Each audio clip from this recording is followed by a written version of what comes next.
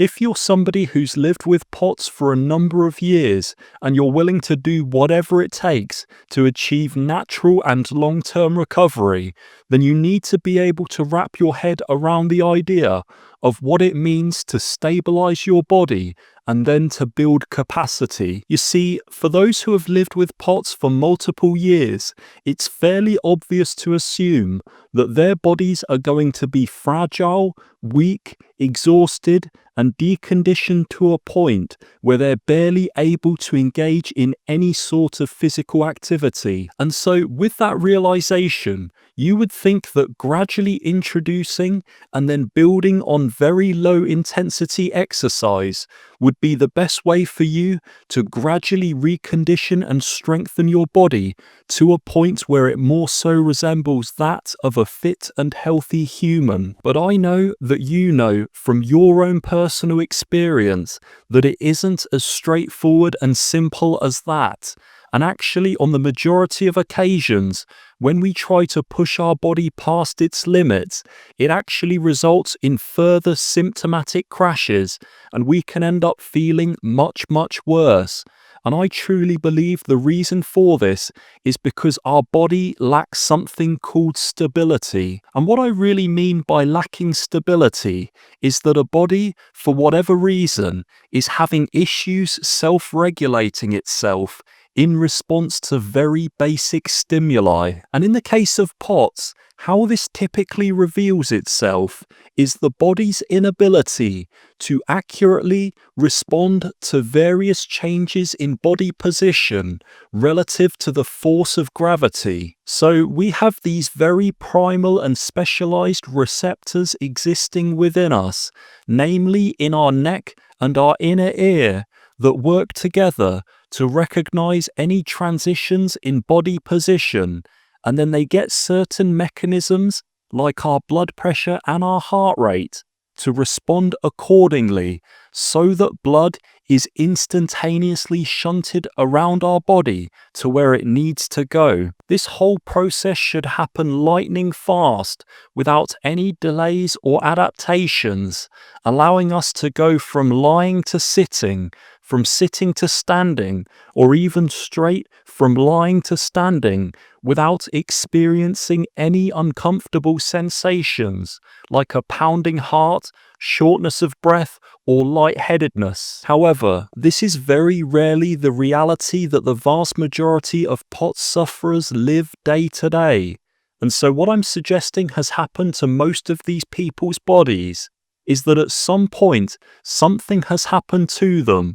that has impacted the functional ability of these receptors in actually being able to carry out the job that they were originally designed to do. And when the primary blood pressure mechanism involved in blood distribution starts to fail, then certain secondary mechanisms are forced to take over, and this typically comes in the form of an increased heart rate. And of course, this compensation only becomes more exaggerated whenever the individual is upright, because all of a sudden, the heart is having to pump blood even harder against the force of gravity to supply the brain with enough oxygenated blood. So in order to have a successful long-term recovery, you really have to have the functional integrity of these receptors assessed, and then any dysfunctions addressed so that your body can start to function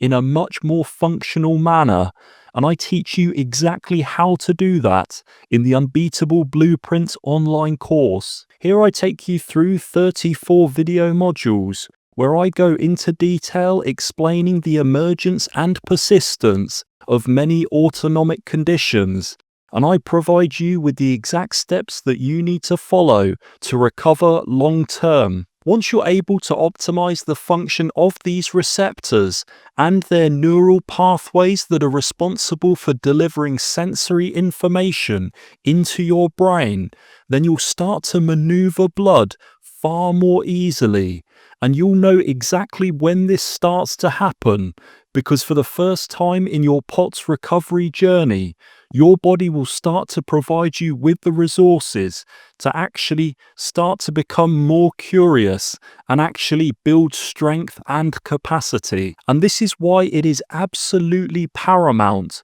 that you acquire stability within your body before you attempt to build capacity. Because look, exercise is great, but there is absolutely no benefit in piling stress onto what is already a very stressed body. And if you did want to watch a video seeing how the stabilization process actually works in real time, then I highly suggest checking out my full-length vlog, where I document my own experiences being treated by a team of chiropractic neurologists in the United States. But anyway, once this first stage of recovery is achieved, that is then the exact moment when you want to consider testing your physical and mental capabilities in pursuit of building a body that is far more resilient to the stresses of everyday life. And this second step is quite self-explanatory.